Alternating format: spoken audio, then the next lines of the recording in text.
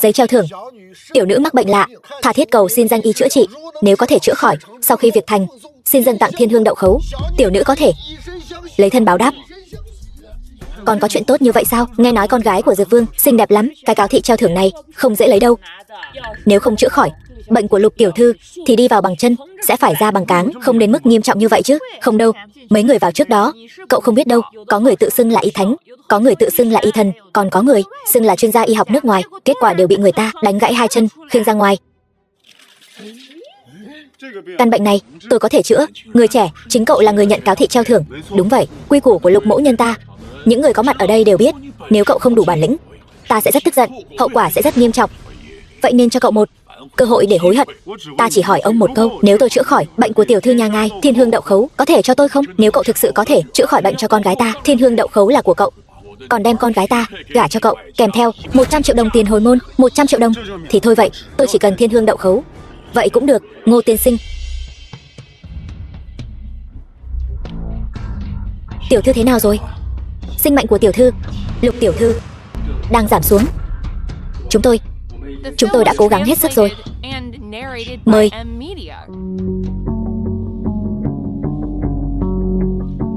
Thế nào rồi? Triệu chứng mà ai nỡ mắc phải là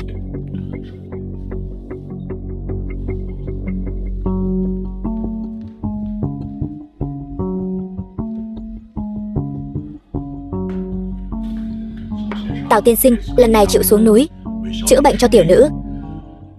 Lục mỗ vô cùng cảm kích. Tào Bân, vị này là... Hắn cũng là tới để xem bệnh cho Khinh Mi. Xem bệnh? Tôi xem hắn chính là một tên lang băm giang hồ. Lục lão gia, uổng công ông sống hơn nửa đời, ngay cả tình huống này cũng phân biệt không rõ sao? Lão phu hổ thẹn. Đuổi hắn ra ngoài cho ta. Có Tào Bân ở đây, không cần đến thứ rác rưởi này. Người trẻ, may mà Tào tiên sinh đến kịp thời. Nếu không, kết cục của cậu cũng giống như mấy người trước, bị gãy tay gãy chân khiêng ra ngoài. Ngươi cút ngay đi. Lục Vô Nhai, nếu tôi nói ông sẽ quỳ xuống cầu xin tôi, ông có tin không? Quỳ xuống cầu xin ngươi? Ngươi nói đùa gì vậy? Người đâu? Đuổi hắn ra ngoài cho ta. Khoan đã, tiểu tử dám cá không? Cá gì? Nếu tôi chữa khỏi bệnh của Lục tiểu thư, ngươi lập tức quỳ xuống, dập đầu 3 cái cho tôi, sau đó tự chặt một tay rồi cút khỏi đây. Nếu ngươi chữa không khỏi, ta mặc ngươi xử trí. Tào tiên sinh, Dược Vương không cần nhiều lời, ngươi cần làm chính là canh chừng tiểu tử này cho kỹ, đừng để nó chạy thoát. Tào tiên sinh cứ yên tâm. Tiếp theo, hãy mở to tròng mắt của ngươi ra, nhìn cho kỹ vào. Lục tiểu thư mắc chứng âm hàn, ta có thể chữa. Vậy thì tốt quá. Hắn ta định dùng châm cứu. Đây là Cửu Dương châm pháp. Cửu Dương châm pháp là gì vậy? Cửu Dương châm pháp là bảo vật mà mỗi đời trung y nước ta truy cầu cả đời, là báu vật vô giá. Nghe nói có thể khiến người bệnh khôi phục nguyên khí, bách bệnh bất xâm, thậm chí có thể cải tử hoàn sinh. Chẳng phải đã thất truyền rồi sao? Sao ngươi có thể nhận ra được? Không thể sai được. Trước đây ta đã đọc được ghi chép về nó trong một cuốn cổ thư. May mắn thay, bệnh của Lục tiểu thư ta đã chữa khỏi rồi. Đa tạ Tào thần y. Dám hỏi thần y, vừa rồi ngài thi triển có phải là Cửu Dương thần châm không? Đúng vậy, chính là Cửu Dương thần châm. Mở rộng tầm mắt rồi. Tiểu tử, bệnh của Lục tiểu thư giờ ta đã chữa khỏi rồi. Ngươi bây giờ lập tức quỳ xuống, dập đầu 3 cái, rồi tự chặt tay, cút khỏi đây. Ngươi thật sự chữa khỏi rồi sao? Đương nhiên. Mọi người mau nhìn Lục tiểu thư cô ấy. Cô ấy mất dấu hiệu sinh tồn rồi. Sao có thể như vậy? Chuyện này không thể nào. Ta thi triển là Cửu Dương thần châm mà. Cửu Dương thần châm. Thật nực cười, chữa một căn bệnh còn con mà còn làm ra vẻ thở hổn hển, toát mồ hôi đầm đìa. Ngươi đừng có giả vờ nữa. Ta không chữa được thì ngươi cũng đừng hòng. Lục Vô Nhai, ngươi còn nhớ lời ta vừa nói không? Kính xin Diệp tiên sinh đại nhân đại lượng, ra tay cứu giúp tiểu nữ của tôi. Ta nhất định hậu tạ. Quỳ xuống, ngươi đừng nghe hắn. Lục tiểu thư đã vô phương cứu chữa rồi, cho dù sư phụ tôi đến cũng bó tay, huống chi tên rác rưởi này. Ngươi câm miệng cho ta. Nếu không phải tại ngươi, vốn dĩ bệnh của Khinh Mi không nghiêm trọng đến vậy. Sau khi ngươi ra tay, nó mới hoàn toàn bộc phát. Uổng công ta xem ngươi là cao nhân, bây giờ xem ra quả nhiên giống như Diệp tiên sinh đã nói, ngươi chính là một tên đầu đường xó chợ.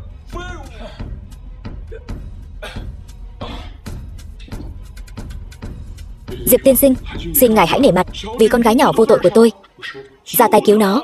Đứng dậy đi. Ta hỏi ngươi, khi con gái ngươi còn nhỏ, có phải đã nuốt phải thứ gì đó không? Ví dụ như dược liệu, hoặc là những thứ như châu báu. Đúng vậy, khi nó 8 tuổi, có một lần ra ngoài chơi, vô tình rơi xuống một cái giếng cổ. Sau khi được cứu lên thì sao? Con bé cứ luôn miệng nói rằng nó đã nuốt phải một viên ngọc. Nhưng sau đó, đi khám ở bệnh viện, phát hiện trong cơ thể không có gì cả. Ta muốn xem thử, ngươi làm thế nào để cứu sống một người đã khuất.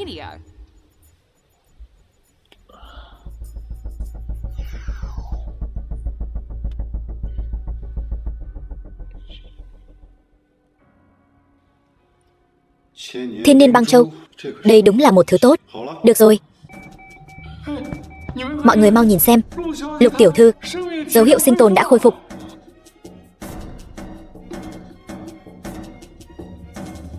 Ba ơi, họ đều là những người ba mời đến để chữa bệnh cho con. Khinh Mi, con thực sự đã khỏe lại rồi. Đặc biệt là vị Diệp tiên sinh này, chính là cậu ấy đã cứu sống con. Sao có thể như vậy được?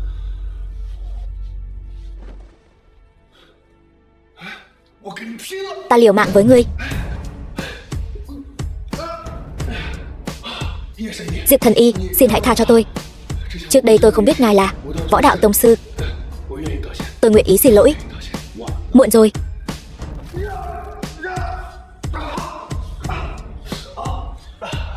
Ta phế một tay của ngươi. Ngươi tâm phục chưa? Tôi tâm phục khẩu phục. Diệp thần y, đa tạ Diệp thần y không lấy mạng tôi. Đa tạ Diệp thần y.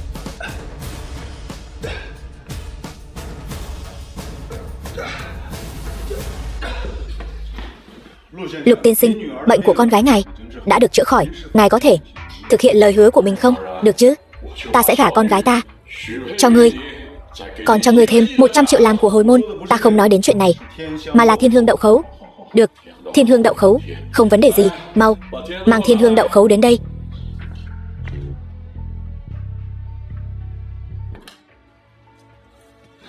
Chỉ có thần y như ngài mới xứng đáng với thần dược như vậy.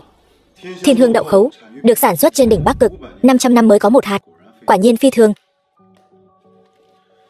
Cảm ơn. Ở trần gian, lò luyện đan cực kỳ hiếm có, giá cả tự nhiên cũng rất đắt đỏ. Nhưng mà hiện tại tôi lại không có một xu dính túi. Phải làm sao bây giờ?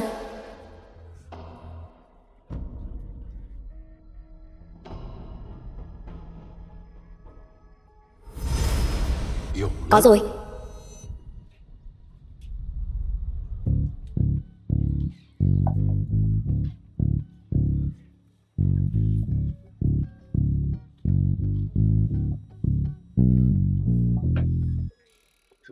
Tiền khám 10 vạn. Thằng nhóc này muốn tiền muốn điên rồi hả? 10 vạn chỉ là giá khởi điểm. Nếu gặp phải bệnh nan y, ít nhất cũng 100 vạn trở lên. Tóm lại, chỉ cần bệnh nhân còn thoi thóp, tôi đều có thể chữa.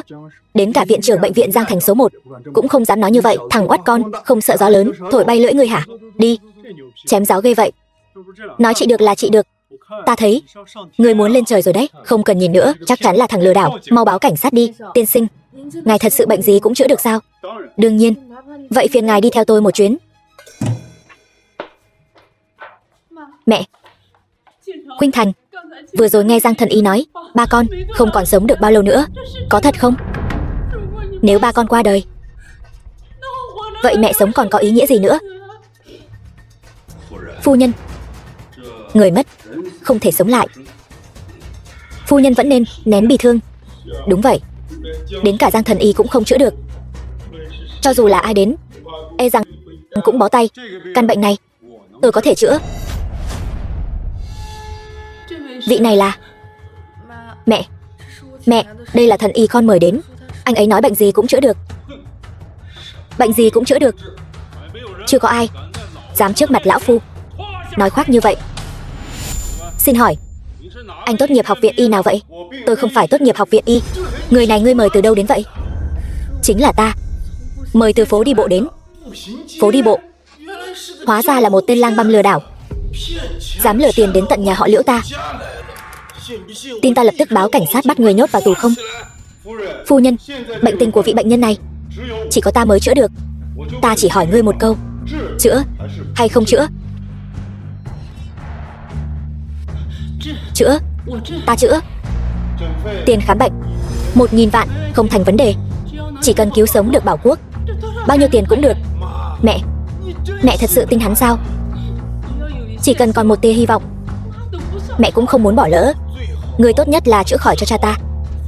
Nếu không, ta sẽ không để ngươi ra khỏi cửa này. Tránh ra.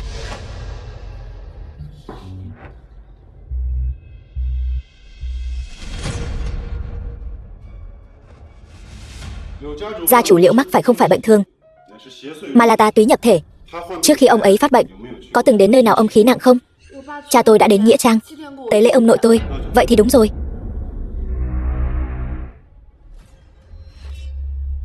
Yêu nghiệt, bản tiên tôn ở đây còn không mau hiện nguyên hình.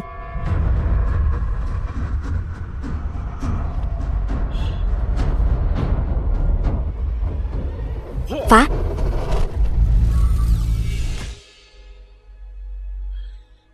Ba, chồng. Thần tiên. Xin Diệp thần y thu nhận tôi làm đồ đệ. Thu đồ đệ thì thôi vậy, nhưng khi rảnh rỗi ta sẽ chỉ điểm đôi chút. Rất vinh hạnh. Tôi làm sao thế này? Chồng, ông bị bệnh nặng một trận, là vị tiểu thần y này cứu ông sống lại. Tiểu thần y là ân nhân cứu mạng của tôi. Xin nhận tại hạ một lệnh. Liễu gia chủ bệnh nặng mới khỏi, không cần như vậy. Bên trong có 100 triệu, mật mã là 6 số 0, coi như là tiền khám bệnh của ngươi. Đây là thẻ phòng của biệt thự Đế Vương số 1, khu Đế Vương. Tặng căn biệt thự này cho Diệp tiên sinh. Vẫn chưa biết tiên sinh tên là gì? Diệp Bắc Huyền.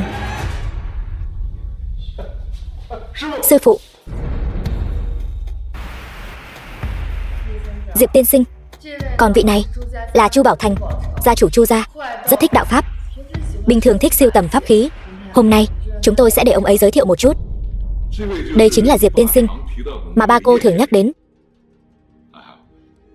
Diệp tiên sinh, mời đi lối này. Diệp tiên sinh, những vật phẩm tôi trưng bày ở đây đều là tôi bỏ ra cả đời tâm huyết, từ khắp nơi trên thế giới sưu tầm mà có. Đây là một miếng mạc kim phù, tương truyền thời Tam Quốc, Tào Tháo đã lập ra 18 mạc kim hiệu úy để đào mộ, gây quỹ.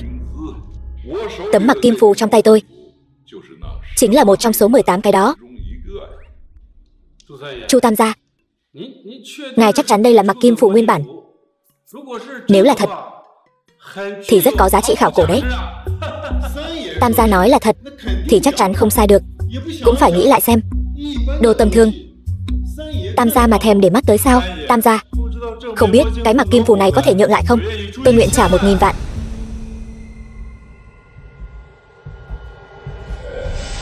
Diệp tiên sinh, đây là một xá lợi tử của một vị pháp sư Indonesia, sau khi tọa hóa mà thành. Tổng cộng có 108 viên. Đây là một trong số đó. Tôi cũng từng nghe chuyện này. Vị cao tăng này sau khi viên tịch được hoàng tộc Indonesia truy phong là Bồ Tát. Tương truyền sau khi vị cao tăng này tọa hóa, xá lợi tử được tạo thành từ đó, mang theo pháp lực của ngài lúc còn sống, có thể tiêu tai giải nạn. Diệp tiên sinh, ngài thấy những thứ này thế nào? Những thứ ở đây chẳng qua chỉ là đồ cổ tầm thường thôi, chẳng có gì thú vị cả. Người trẻ, tôi rất muốn biết cậu lấy tự tin ở đâu ra mà dám coi thường những thứ tôi giới thiệu. Thì sao? Mấy thứ này mua về, ngoài việc làm màu và nghiên cứu ra, thì rốt cuộc cũng chỉ là phàm vật, căn bản không thể gọi là pháp khí. Khẩu khí thật lớn. Vậy tôi hỏi cậu, thứ gì mới được coi là bảo vật? Theo tôi, chỉ có những thứ hàm chứa thiên địa pháp tắc mới xứng đáng là pháp khí chân chính. Ví dụ như phù lục của đạo gia, một tờ ngũ lôi phù có thể hiệu lệnh sấm sét, hay như phi kiếm, chỉ cần một ý niệm là có thể phi kiếm hành trong nháy mắt vạn dặm. Diệp tiên sinh, trên đời làm gì có những thứ như anh nói. Các người chưa thấy không có nghĩa là không có, cho nên tôi mới nói những thứ ở đây đều là rác rưởi. Cậu nói gì? Tam gia, vị huynh đệ này đã có nhãn lực cao như vậy, sao không lấy trấn điếm chi bảo ra cho cậu ta xem? Tiểu tử, hôm nay ta sẽ cho ngươi mở mang tầm mắt.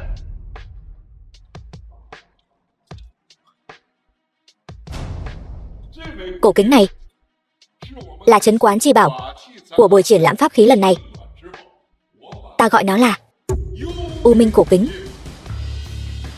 Vì cổ kính này mà đã có vài tên đào mộ bỏ mạng, trải qua nhiều lần chuyển giao mới đến tay ta. Chẳng phải chỉ là một mặt kính đồng thôi sao? Làm gì mà thần bí thế? Ngươi hãy nhìn kỹ cổ kính này xem.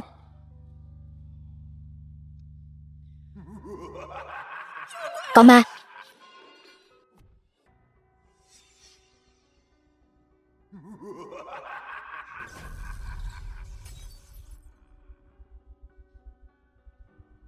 Bây giờ ngươi nhìn lại xem.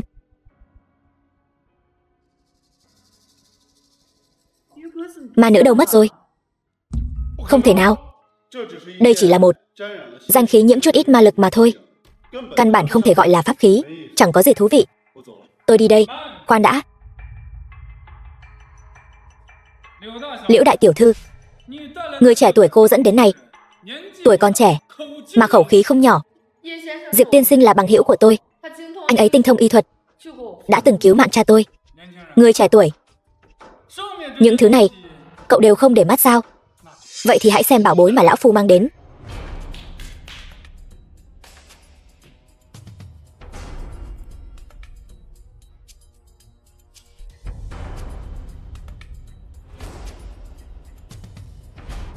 Cái này thế nào?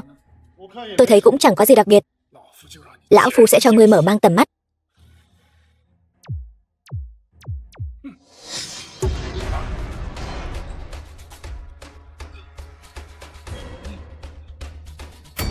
Pháp khí. Pháp khí chân chính. Đại sư, tôi trả 50 triệu. Không, 100 triệu. Tôi mua pháp khí này. Tôi trả 200 triệu. 300 triệu. Thế nào? Biết thế nào là pháp khí chân chính rồi chứ? Trong bát quái này khắc 8 loại phù chú khác nhau, từ đó hình thành một trận pháp nhỏ. Ở trong khu vực này, cơ thể con người sẽ luôn luôn được linh khí tưới nhuần. Tốt. Không ngờ ngươi còn nhận ra pháp khí này. Coi như người có chút bản lĩnh. Chỉ tiếc bát quái này đã không chịu nổi nữa rồi. Dùng không được mấy lần nữa đâu. Mọi người hãy xem. Vết nứt trên đó, nó không phải vân tự nhiên, mà là do dùng quá nhiều lần. Sắp phân ly rồi. Câm miệng. Người dám. Người bày cái bẫy này, lấy một món pháp khí sắp hỏng, lừa gạt hết thảy phú hào Giang Thành đến đây. Mục đích cuối cùng của ngươi e rằng là Chu Tam gia phải không? Đại sư, những gì hắn nói là thật sao? Tiểu tử, ngươi dám phá hỏng chuyện tốt của lão phu. Sao? Chẳng lẽ ngươi còn muốn động thủ hay sao? Ngươi phá hỏng chuyện tốt của ta, ta sao có thể tha cho ngươi được? Thứ này không phải pháp khí. Vậy cái này thì sao?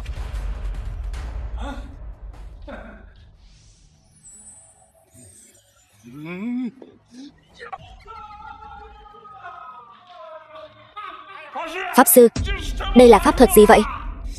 Tiểu tử, ngươi không sợ sao? Diệp Phàm, mau tránh ra, hắn sẽ lấy mạng ngươi. Chỉ với cái thứ oan hồn còn con như ngươi, ta còn tưởng ngươi có bản lĩnh gì ghê gớm lắm chứ. Xem ngươi ngủm đến nơi rồi, miệng mồm còn cứng được nữa không?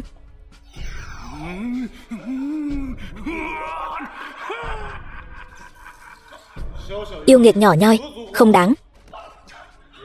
Thôi được, hôm nay ta sẽ cho ngươi thấy thế nào mới là pháp khí chân chính. Lôi lai.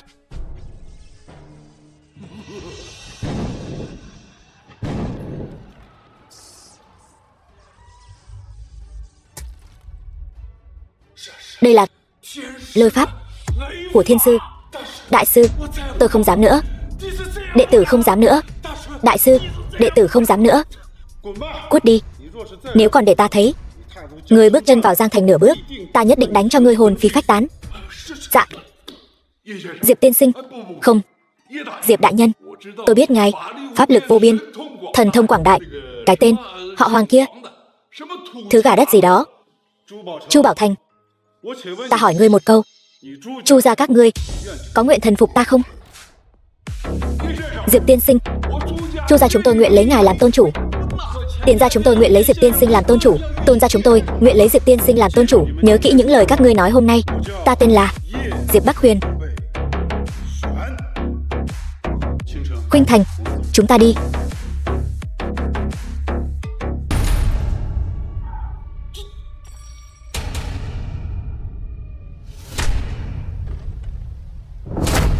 Tại hạ tặng một cỗ quan tài, chúc Triệu gia chủ thăng quan phát tài, đại cát đại lợi.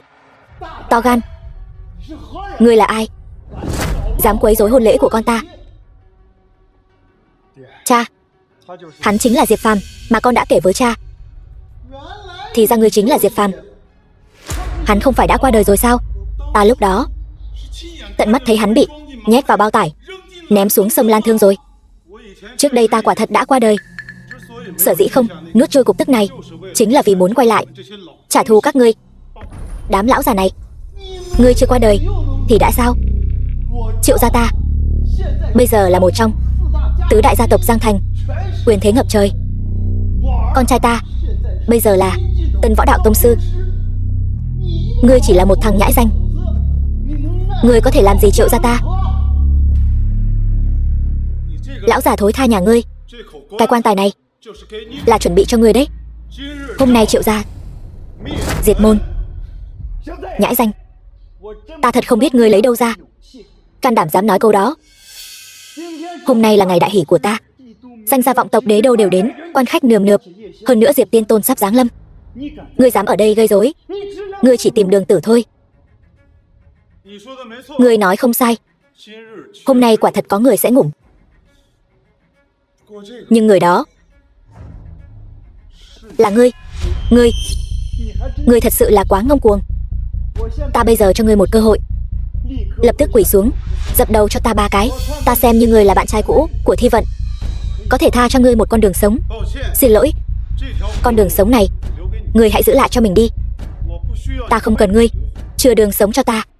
Thằng danh con, ngươi rõ ràng biết hôm nay là Vương Hắc Long, ngày đại hỷ của Triệu công tử, còn đến quậy phá. Triệu công tử đã rộng lượng tha cho ngươi một con đường sống. Ngươi không những không biết trân trọng mà còn ở đây ăn nói hàm hồ. Hôm nay cho dù Triệu công tử có lòng từ bi tha cho ngươi, Hắc Long bang ta cũng sẽ không bỏ qua cho ngươi. Cờ hó ngoan, ngươi nói cái gì? Ngươi không làm lại cứ thích làm cờ hó. Thú vị thật. Thằng oát con, ngươi cũng gan thật đấy. Nhưng ta lại thích những người như vậy. Ta quyết định tạm thời không lấy mạng ngươi. Ta muốn cho ngươi tận mắt chứng kiến ta và Thi Vận bái đường thành thân. Vậy sao? Nhưng ta không nói không lấy mạng ngươi. Được lắm nhóc con, ngươi không biết điều phải không? Còn quay lại làm gì? Cút, mau cút đi. Thi Vận, tôi cam tâm tình nguyện làm người phụ nữ của Triệu công tử. Triệu công tử là nhân trung Long Phượng Giang Thành, còn ngươi chỉ là đồ bỏ đi. Còn không mau cút. Thi Vận, những điều ngươi nói đều là thật sao? Đúng vậy. Lúc trước tôi không hiểu chuyện mới để ý đến ngươi, bây giờ tôi mới hiểu. Chỉ có Triệu công tử mới xứng làm đàn ông của tôi. Tiểu tử, ngươi có nghe thấy không? Người Thi Vận thật lòng yêu là ta.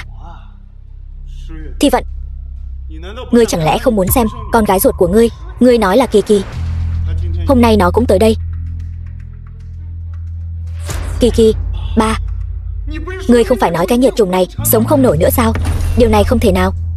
Nó trúng phải kỳ độc của Triệu gia ta, đã mắc bệnh bạch cầu rồi. Được rồi, thì ra người hạ độc con gái ta là ngươi. Là ta hạ độc thì sao? Cái nhiệt trùng này vốn dĩ không nên sống. Kỳ Kỳ, mẹ, ngủ đi. Hộ thân pháp chú, sao có thể như vậy? Thật cảm động. Diệp Phàm, ta phải cảm ơn ngươi cho ta xem một màn kịch cảm động như vậy. Càng phải cảm ơn ngươi dẫn theo nghiệt chủng này tự chui đầu vào lưới, tiết kiệm thời gian cho chúng ta đi tìm các ngươi. Ta cũng phải cảm ơn ngươi tập hợp toàn bộ Triệu gia về đây để khỏi phải tốn công đi tìm từng người mà lấy mạng. Thi Vận, chọn ta hay chọn hắn? Sau này mẹ không ở bên con phải nghe lời ba. biết chưa? Ta có thể gả cho ngươi, nhưng ta có một điều kiện. Điều kiện gì? Thả Diệp Phàm và con gái ta. Diệp Phàm, hôm nay là ngày cưới của ta và Thi Vận không nên thấy máu dẫn theo con của ngươi. Cút ngay cho ta. Nếu ta nói không cút thì sao? Vậy ngươi chính là không biết điều rồi. Thi Vận, ngươi cũng thấy rồi đấy, không phải ta không buông tha hắn, mà là tự hắn tìm đường tử. Diệp Phàm, ngươi nghe ta khuyên một câu, dù ngươi không vì mình mà nghĩ, cũng phải vì con gái chúng ta mà nghĩ. Thi Vận, thực ra ta có thể không đi, những người này trong mắt ta chỉ là một lũ sâu kiến. Diệp Phàm, sự việc đến nước này ngươi vẫn chưa nhận rõ tình hình sao? 6 năm trước đã ngủ một lần rồi, chẳng lẽ ngươi còn muốn ngủ thêm lần nữa? Chính vì 6 năm trước ta đã ngủ một lần, ta mới biết nỗi đau mất đi người thân. Ta sau này sẽ không để chuyện này xảy ra nữa. Thi Vận, Diệp Phàm, hôm nay nếu ngươi không đi, ta sẽ ngủ trước mặt ngươi. Diệp Phàm, ngươi muốn ngủ thì ngủ, đừng kéo Thi Vận theo, cút ngay cho ta. Nếu ta nói không thì sao? Ngươi ngủ thì ngủ, đừng có lôi Thi Vận vào chuyện này. Gia đình ba người chúng ta mới là trời sinh một cặp, nếu không có ngươi cướp đoạt tình cảm, gia đình ba người chúng tôi sẽ sống rất ấm áp. Chỉ bằng ngươi, ngươi nghĩ ngươi xứng với Thi Vận sao? Ngươi không xứng với Thi Vận là ngươi. Thật nực cười, ta thân là con trai của Triệu gia, một trong tứ đại gia tộc Giang Thành, từ nhỏ đã văn võ song toàn, được người ta gọi là Giang Thành Chú Long. Sau lại đến Côn Lôn Sơn bái sư tu hành, hiện tại đã đạt đến hóa phàm cảnh, tương lai nhất định sẽ đưa Triệu gia lên vị trí gia tộc đệ nhất Giang Thành. Ngươi lấy gì mà so với ta? Ta không so được với ngươi. Vậy còn Diệp Bắc Huyền thì sao? Diệp Bắc Huyền thân là tiên tôn, có pháp thuật đoạt thiên địa tạo hóa, di tinh hoán nguyệt, ta đương nhiên là không thể so sánh được, nhưng nghiền nát ngươi thì đủ rồi. Vậy ta nói cho ngươi biết thêm một chuyện nữa, ta chính là Diệp Bắc Huyền. Diệp Tiên Tôn là người phương nào? Đó là bậc cao nhân, y võ song tu, là lục địa chân tiên, đứng trên vạn người, lại là kẻ mà ngươi có thể mạo danh được sao? Ta còn nói cho ngươi biết, Diệp Tiên Tôn sắp đến rồi, đến lúc đó cho dù ta không động thủ với ngươi, lão nhân gia cũng sẽ không tha cho ngươi đâu. Ngươi còn không đi, ngươi thật sự muốn thấy ta ngủm trước mặt ngươi sao? Ngươi sẽ không ngủm, chúng ta đều sẽ không ngủm. Được lắm, xem ra cũng không hoàn toàn là phế vật. Thú vị, ta biết. Giờ phút này tất cả mọi người ở đây đều muốn lấy việc áp chế ta làm vinh hạnh, nhưng các ngươi đều không đủ tư cách. Được, được lắm. Nhìn khắp cả Long Quốc, ngươi là kẻ duy nhất dám khiêu khích Triệu gia ta. Nếu ngươi đã muốn đối đầu với Triệu gia ta như vậy, vậy ta sẽ thành toàn cho ngươi. Người đâu? Trước tiên đánh gãy tứ chi của hắn, sau đó ta muốn cho hắn tận mắt chứng kiến ta thành hôn với Thi Vận. Dừng tay. Đại tiểu thư Liễu gia, xem ra cô muốn bảo vệ hắn rồi. Chuyện này hình như không phải là chuyện anh nên lo lắng. Điều anh nên làm bây giờ là lập tức xin lỗi, có lẽ còn có thể bảo toàn được cho Triệu gia các người. Nếu tôi không hiểu sai thì tôi không lập tức quỳ xuống xin lỗi, hắn sẽ diệt Triệu gia tôi. Đúng vậy, ghê gớm thật. Không cần nói đến việc Triệu gia tôi tối nay sẽ được diện kiến vị đại nhân vật đứng trên vạn người kia, một bước lên trời. Chỉ riêng cơ nghiệp của Triệu gia tôi tại Giang Thành hưng thịnh 50 năm vững vàng không ngã, trừ phi hắn có gì đó, một thân phận bất khả chiến bại, bằng không hắn lấy gì mà diệt Triệu gia? Chỉ bằng cái miệng của hắn sao? Triệu công tử, ta khuyên ngươi bây giờ đừng có ngông cuồng như vậy. Liễu gia tuy là một trong tứ đại gia tộc Giang Thành, nhưng ai ai ở Giang Thành cũng biết Triệu gia ta mới là gia tộc có thực lực nhất Giang Thành. Ngươi chỉ là một Liễu gia đại tiểu thư, có tư cách gì mà lên mặt với ta? Vậy sao? Thế còn ta thì sao? Chu gia chủ, sao ngài lại đến đây?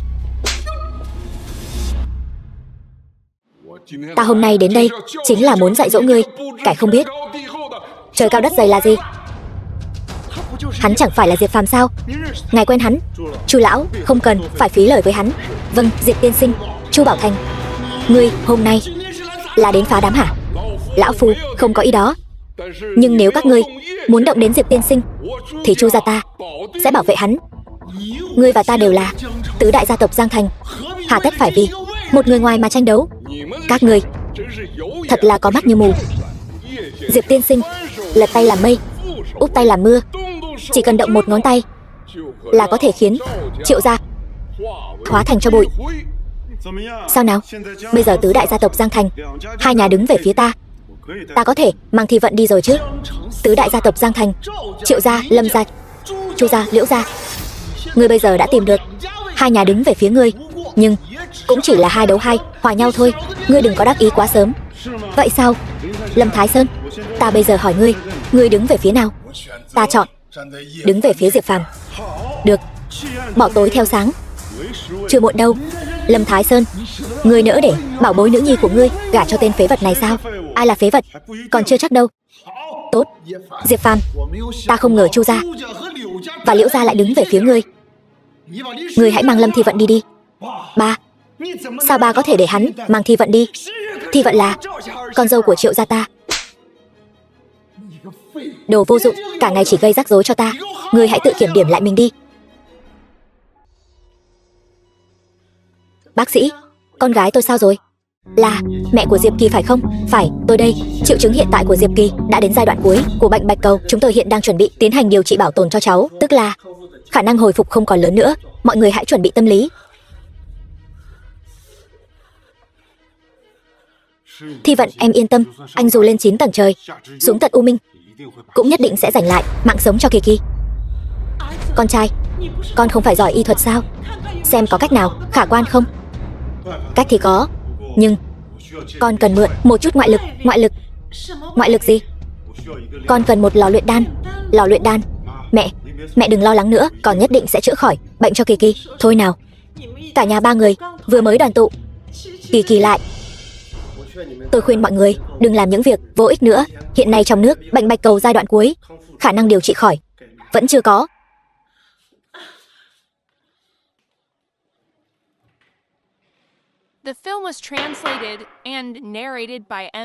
Diệp tiên sinh, vô sự bất đăng tam bảo điện. Giờ đến đây là vì chuyện gì vậy? Tôi muốn hỏi, chỗ nào bán lò luyện đan? Gần đây tôi đang cần dùng gấp. Lò luyện đan? Chẳng lẽ Diệp tiên sinh còn là một luyện đan sư? Tại hạ biết đôi chút. Hiện nay Long Quốc Võ Đạo Tông sư đã là vạn người mới có một. Hơn nữa, luyện đan sư cũng gần như tuyệt tích. Diệp tiên sinh lại có thể đan võ song tu, thật khiến lão hổ bội phục.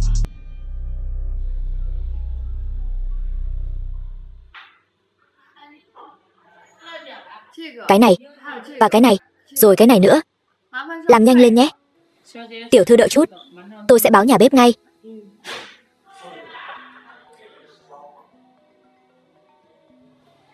Tôi đi nghe máy đã, đợi tôi một chút.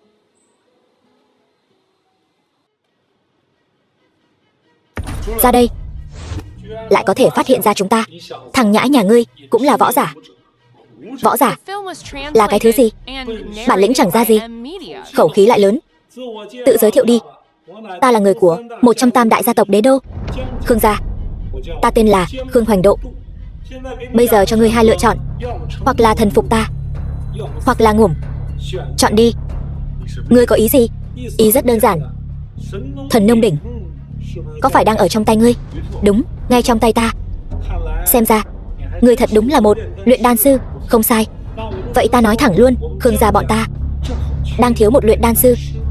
Vậy ta được lợi gì? Nếu ngươi thần phục ta, sau này sẽ được Khương gia che chở, đảm bảo ngươi có tiền tiêu không hết, quyền thế không ai dám đụng đến, lái xe xịn nhất, ngủ với những người phụ nữ đẹp nhất. Vậy sao? Vậy đi, ta cũng cho các ngươi một cơ hội. Cơ hội gì? Ta tha cho các ngươi. Diệp Phàm, ngươi thật là khoác lác. Ngươi biết ta là ai không? Xem ra các ngươi không muốn chấp nhận đề nghị của ta. Vậy ta chỉ còn cách miễn cưỡng tiễn các ngươi lên Tây Thiên thôi. Thứ không biết điều, ta muốn xem thử ngươi có tư cách gì nói lời này. Ngụy Đông, lấy mạng thằng nhãi này cho ta. Vâng.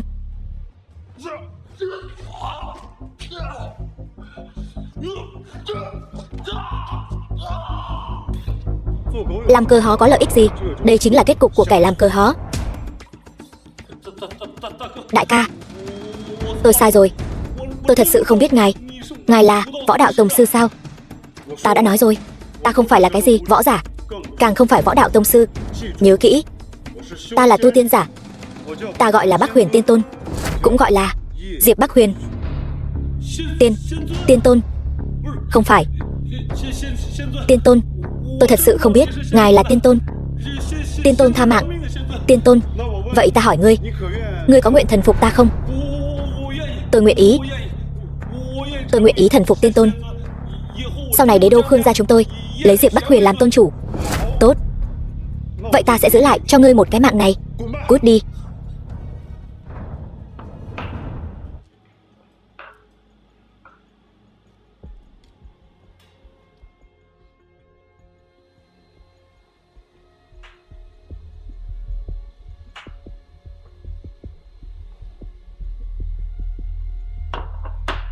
Tiểu thư, món của cô đã lên đủ rồi.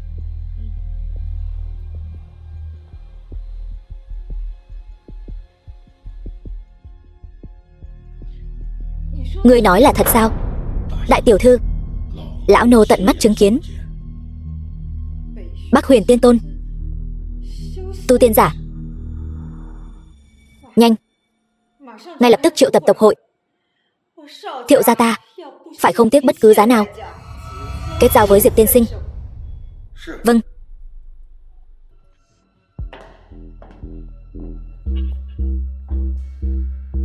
Vất vả rồi. Không có gì. Diệp tiên sinh, nếu không còn việc gì khác, vậy tôi xin phép đi trước. Liễu tiểu thư, chuyện lần này đa tạ. Đâu có, ngài đã cứu mạng cha tôi. Ngài là ân nhân cứu mạng của nhà chúng tôi. Nếu sau này có nhu cầu gì, anh có thể lập tức liên lạc với tôi. Được.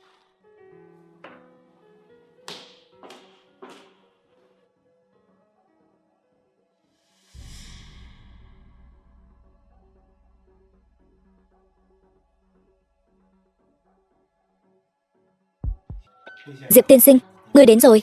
Số thuốc ta bảo ngươi chuẩn bị lần trước thế nào rồi? Thiên hương đậu khấu đã lấy được rồi hả? Đây thật sự là thiên hương đậu khấu sao? Lão phu cũng là lần đầu tiên nhìn thấy. Mau mang số thuốc của ta đến đây. Đã chuẩn bị xong. Ở đây. Bao nhiêu tiền? Cái này là do nhà họ Ngô chúng tôi tặng cho ngài. Vậy thì ngại quá. Được quen biết với một vị võ lâm tông sư như ngài, chút đồ này có đáng là gì đâu. Vậy thì được rồi. Vậy tôi không khách sáo. Số dược liệu này chiều nay phiền ông gửi đến biệt thự đế vương là được. Dạ vâng. Sao không thấy cô Ngô? Ngô Tĩnh, nó đi tu luyện với sư phụ rồi. Chiều mới về.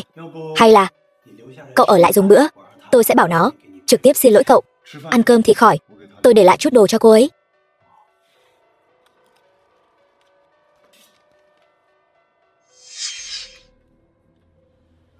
Cô ấy nhìn là biết ngay. Tạm biệt. Ông ơi, Châu đại sư, về nhanh vậy. Biết trước thì tôi đã giữ Diệp tiên sinh lại lâu hơn một chút. Diệp tiên sinh, ông lại đưa thuốc cho cái tên đó nữa rồi phải không? Châu Vạn Sơn. Tôi thấy hắn ta đến đây chỉ là để chiếm tiện nghi thôi. Lần này ông có hơi lầm lẫn rồi. Tiểu Tĩnh, con không chịu khó học hỏi thì thôi đi, lại còn không có chút kính trọng nào. Sao cháu lại nói Diệp tiên sinh như vậy? Đúng rồi, Diệp tiên sinh có để lại cho cháu một thứ, cháu xem đi. Không lẽ là thư tình? Cái này viết gì vậy? Bay lượn như rồng như phượng. Đừng.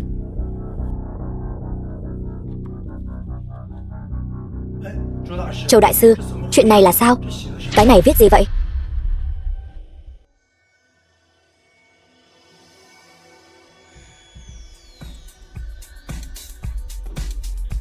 Sư phụ, người đây là đột phá rồi. Đúng vậy. Trời ơi, bao nhiêu năm rồi, sư phụ cuối cùng cũng đột phá rồi. Chúc mừng sư phụ. Lão Ngô, những thứ trên tờ giấy này là do ai để lại? Nhất định phải dẫn tôi đi gặp người đó. Thần nhân, quả nhiên là thần nhân. Đây là do vị vừa rời đi Diệp tiên sinh viết phải không? Vậy thì mau dẫn tôi đi gặp ông ấy. Đi. Mọi người, đây là dược liệu của Diệp tiên sinh, rất quý giá. Sợ thuộc hạ sơ suất nên tôi tự ý đích thân mang đến cho ngài. Không làm phiền ngài chứ? Không phiền. Vào ngồi đi. Được.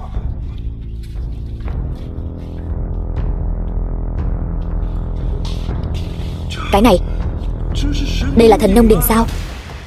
Tương truyền cái đỉnh này là do thần nông thị thượng cổ đúc nên, hội tụ tinh hoa trời đất, linh khí nhật nguyệt. Hôm nay được thấy tận mắt, thật là ba đời có phước. Diệp tiên sinh, chẳng lẽ anh còn là luyện đan sư sao? Cũng coi là vậy. Trời ơi, Diệp tiên sinh, tại hạ là Châu Vạn Sơn, đặc biệt đến để cản tạ chỉ điểm của tiên sinh. Nếu tôi không đoán nhầm thì ông chính là sư phụ của Ngô Tĩnh phải không? Đúng, ta quả thật là sư phụ của Ngô Tĩnh. Tờ giấy của tiên sinh khiến tôi được lợi, không chỉ cải thiện võ công khiếm khuyết của tôi, mà còn giúp tôi đột phá một tầng cảnh giới. Từ nay về sau, tôi nguyện bái Diệp tiên sinh làm thầy. Xin đứng dậy.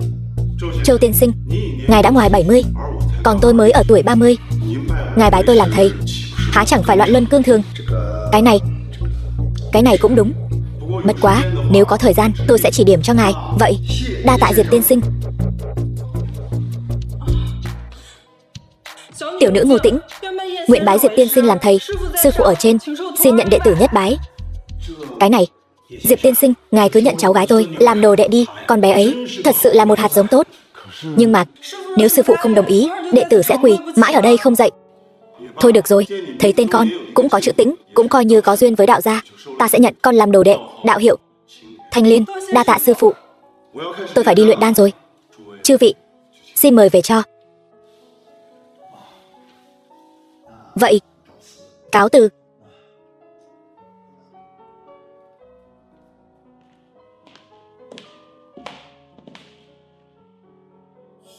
Lửa tới.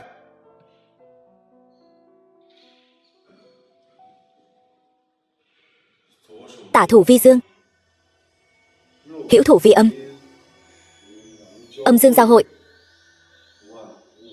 vạn vật hóa sinh.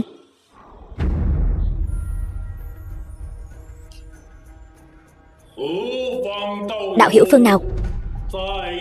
Ở đây độ kiếp. Chuyện gì thế này? Lão phù tu đạo trăm năm, chưa từng thấy qua.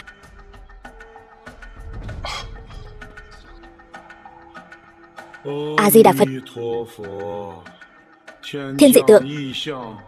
Xem ra phương Đông chúng ta có thánh nhân dáng thế.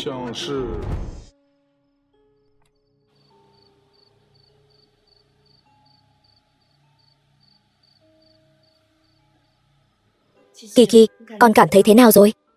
Mẹ, con thấy ngực không còn khó chịu nữa, tim cũng không còn đau nữa. Thật sao? Vâng. Bác sĩ, mau kiểm tra cho con gái tôi. Làm kiểm tra ngay đi. Thật là chưa từng nghe thấy, chưa từng thấy qua. Tất cả các chỉ số của Diệp Kỳ vậy mà đã trở lại bình thường. Chuyện này sao có thể như vậy được? Đây là một kỳ tích chưa từng có trong lịch sử y học thế giới. Kỳ Kỳ, bệnh của con đã khỏi rồi. Mẹ, con khỏi rồi sao? Khỏi rồi, khỏi hẳn rồi. Ba, mẹ, lần này tiêu rồi. Lô hàng này chúng ta đã ký hợp đồng với người ta rồi, không thể giao hàng đúng hạn. Tiền phạt lên đến 100 triệu. Nhưng mà người của Hắc Long Bang sao lại đột nhiên giữ hàng của nhà mình? Vương Hắc Long vẫn luôn theo Triệu gia. Lần này chắc chắn là do Triệu gia chỉ thị. Chung quy lại, Tô Tuyết, mẹ Thi Vận đều là tại cái tên phế vật này. Sớm không về, muộn không về, cứ đúng lúc Thi Vận cưới đại thiếu gia Triệu gia thì về. Lần này tiêu rồi, Triệu gia trả thù, phải để nó đi giải quyết, để nó đi tìm Hắc Long Bang. Mẹ, bây giờ mà để Diệp Phàm đi tìm Hắc Long Bang, chẳng phải là đẩy hắn vào hố lửa sao? Hôm cướp dâu, chẳng phải nó rất lợi hại sao? Còn nói cái gì muốn diệt Triệu gia? Ngươi đi diệt đi, đi diệt đi, diệt Triệu gia, chỉ giỏi ba hoa thôi. Diệp Phàm, đến lúc này rồi thì đừng có ra vẻ nữa.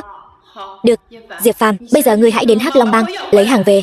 Nếu con lấy được hàng về thì sao? Nếu ngươi lấy được hàng về, ta sẽ không phản đối chuyện của ngươi và Thi Vận nữa. Được. Nhất ngôn cửu đỉnh. Nếu ngươi không lấy được hàng về, ngươi một phải lập tức chia tay con gái ta, đừng làm lỡ dở Thi Vận nữa. Được, cứ chờ mà xem. Diệp Phàm, làm gì đấy? Tìm ông chủ của các ngươi, Vương Hắc Long, có hẹn trước không? Không có, cút sang một bên. Ông chủ chúng tôi là người mà cậu muốn gặp là gặp được sao? Nếu tôi nhất định phải gặp thì sao? Cậu muốn gây sự phải không? Sao cậu vào được đây? Tôi nghênh ngang bước vào.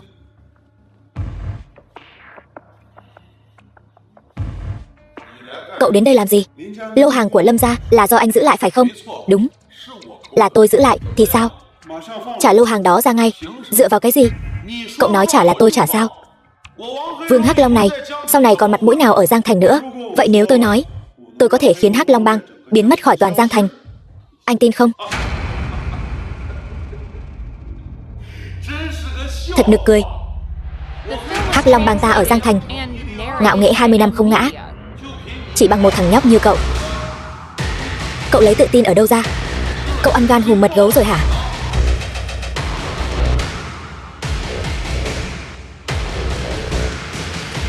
Chỉ bằng cái này.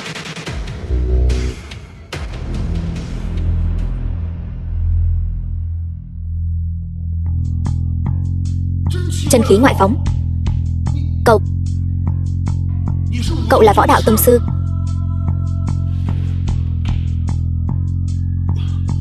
Tôi có mắt như mù, đắc tội với tông sư, mong tông sư thứ lỗi. Ta hỏi cậu, cậu có nguyện thần phục ta không?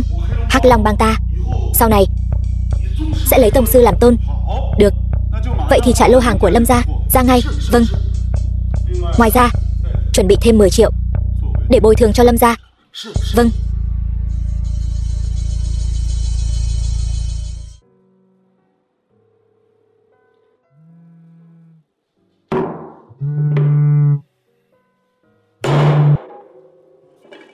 Alo, Triệu công tử phải không? Tôi có việc muốn nhờ anh giúp. Không ngờ Lâm đại tiểu thư lại chủ động gọi điện cho tôi. Có chuyện gì cứ nói. Hắc Long bang giữ lại một lô hàng của nhà chúng tôi. Diệp Phàm biết chuyện nên đã đến đó một mình. Tôi lo anh ấy sẽ gặp chuyện. Là tên khốn đó hả? Vậy thì xin lỗi, việc này e là tôi không giúp được. Hắn ta cướp vợ tôi còn mong hắn ngủm đi cho vừa. Triệu công tử, anh không nể mặt Tăng thì cũng nể mặt Phật chứ. Coi như tôi cầu xin anh, cầu xin tôi. Vậy cô có gì để bày tỏ không? Chỉ cần Diệp Phàm còn sống trở về, tôi nguyện ý vì anh làm bất cứ chuyện gì. Làm bất cứ chuyện gì sao? Đúng. Được, chỉ cần câu nói này của cô là đủ. Vậy cô cứ chờ tin tốt của tôi đi. Vương Hắc Long. Vương Hắc Long, Diệp Phàm đến chỗ anh chưa? Triệu Vân Hiên, cậu cố tình muốn hại tôi phải không? Từ nay về sau, Hắc Long bang chúng ta và Triệu gia các cậu ân đoạn nghĩa tuyệt. Hắc Long ca, rốt cuộc đã xảy ra chuyện gì? Alo.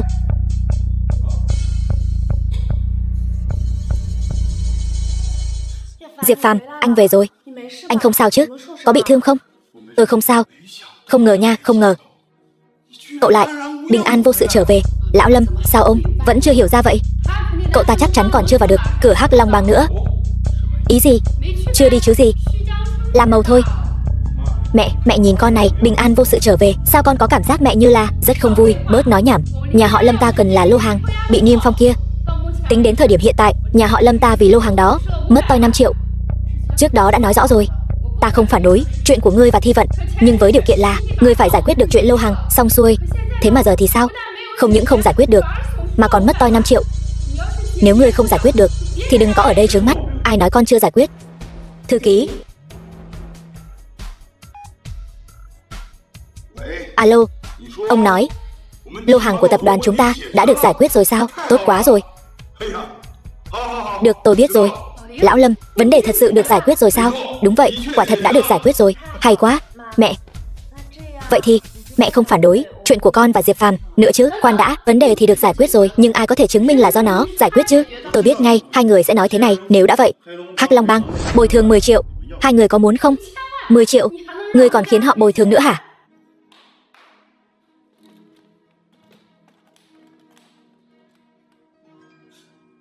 Nhiều tiền như vậy, tất cả đều là do Hắc Long bang bồi thường cho chúng ta. Đúng vậy. 10 triệu. Diệp Phàm, con làm thế nào mà được vậy? Con đúng là chàng rể tốt của mẹ. Chuyện này có đáng là gì đâu. Ngay cả nhà họ Triệu trong mắt ta cũng chỉ là lũ kiến hôi thôi, huống chi là cái Hắc Long bang nho nhỏ kia chứ. Thôi được rồi Diệp Phàm, đừng nói nữa. Em đói bụng rồi, chúng ta đi ăn thôi. Được.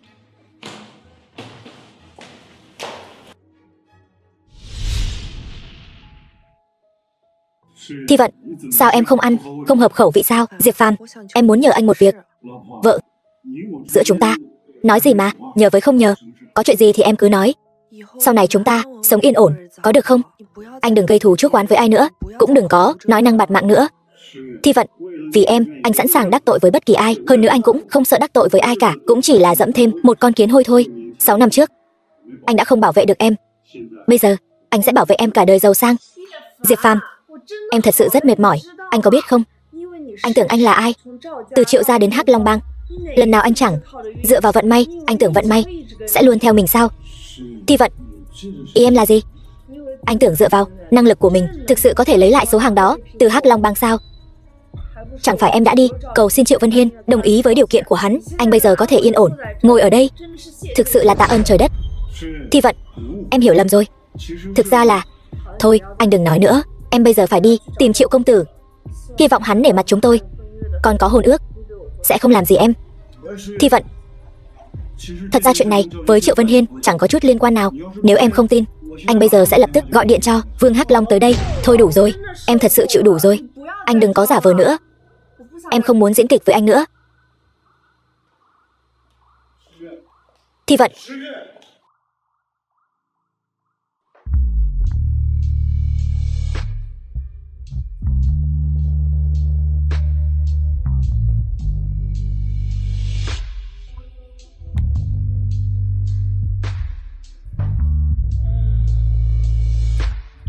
Đây mới gọi là sống chứ.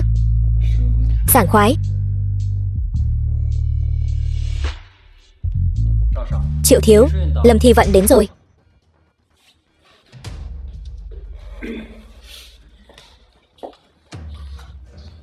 Triệu thiếu, Thi Vận, cô cuối cùng cũng đến rồi. Triệu thiếu, anh gọi tôi đến là để... Thi Vận, lúc trước tôi giúp cô cứu Diệp Phàm. Cô đã hứa với tôi, bảo cô làm gì cũng được. Đúng vậy, tôi đã hứa với anh. Nhưng mà nếu Triệu thiếu bảo tôi làm một số việc tôi không thể làm, e là không thể đồng ý. Cô thấy tôi giống loại người đó sao? Giống. Thi Vận, cạn chai rượu này đi. Chuyện giữa chúng ta coi như xong rồi. Thế nào? Yên tâm, tôi sẽ không hại cô đâu. Tôi với cô vẫn luôn là thật lòng. Triệu thiếu, anh biết tôi không uống được rượu. Như đây rượu. Lâm tiểu thư mới một chai rượu. Không đến mức đó chứ. Ra ngoài chơi mà, vui vẻ là quan trọng nhất. Tình sâu một hơi cạn.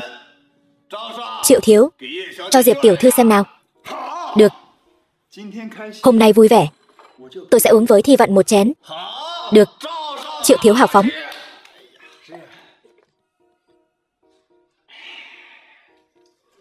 Thi Vận, tôi uống cạn rồi. Sao rồi? Được.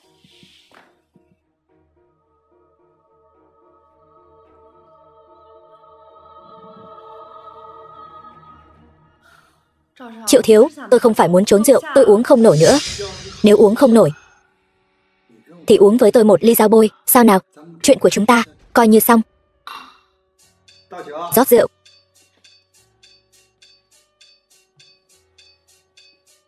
Mấy người đây là biểu cảm gì vậy? Không muốn xem tôi uống dao bôi, chẳng lẽ còn muốn xem cái gì kích thích hơn nữa sao? Ngươi mù hả? Sao lại rót rượu như vậy? Là ngươi. Nếu đã thích uống rượu dao bôi như vậy, tôi uống cùng ngươi thế nào?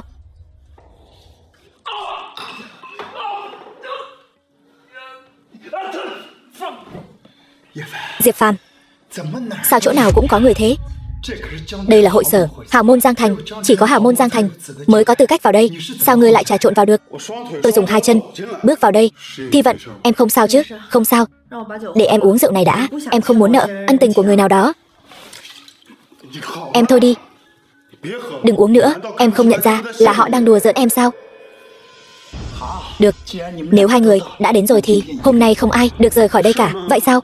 Nếu tôi nhất định phải đi thì ngươi chính là thứ không biết điều. Người đâu? Ngươi sẽ hối hận. Tôi sống đến từng tuổi này mà còn chưa biết hối hận là gì. Vậy thì để tôi dạy cho ngươi biết. Công tử Triệu gia đã đắc tội với tôi. Bây giờ tôi rất tức giận. Hậu quả rất nghiêm trọng. Hiểu chưa? Hiểu. Thằng nhãi, diễn cũng giống thật đấy. Để tôi xem có phải gọi cho 100860.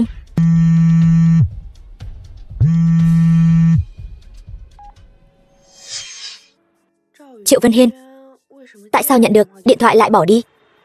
Có lẽ anh ta có việc gì đó. Diệp Phàm, tại sao mỗi lần đều có thể chuyển nguy thành an vậy? Anh có chuyện gì giấu em phải không? Anh có thể giấu trời giấu đất, nhưng không dám giấu vợ yêu của anh. Chỉ có anh là biết nói chuyện.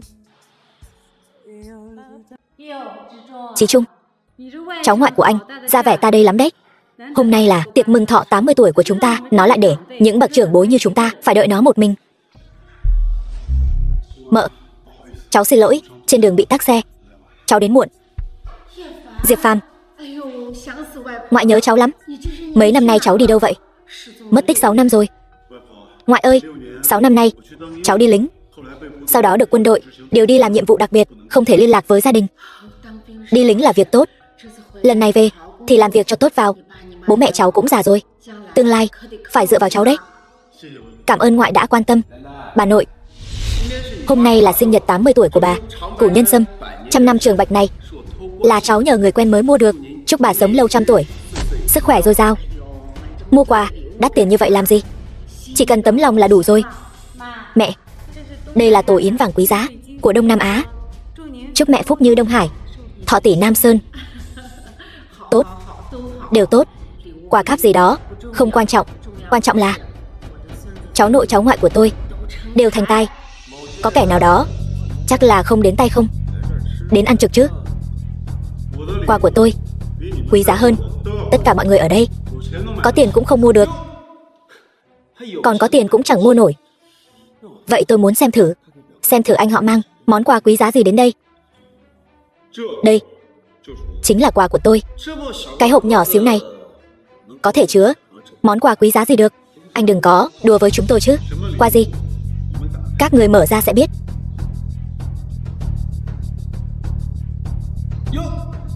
Diệp Phàm, cái gì đây? Đây là thứ anh mua ở ven đường hả? Viên thuốc thần lực của Kiến hả? Bà ngoại, đây là thuốc trường thọ, cháu tự tay luyện cho bà. Uống vào có thể kéo dài tuổi thọ 10 năm. Vô giá chi bảo. Anh đúng là giỏi bịa chuyện. Còn thuốc trường thọ nữa chứ, kéo dài tuổi thọ 10 năm. Tôi nói cho mà nghe, thứ này 100 đồng cũng không đáng. Tốt nhất là để nó vào hộp cho tôi. Nếu có hư hao gì, bán anh cũng không đền nổi. Diệp Phàm, chúng ta 6 năm không gặp, anh vẫn khoác lác như vậy. Thứ này nếu cho bà nội uống, bà nội bị bệnh gì thì anh chịu trách nhiệm nổi không?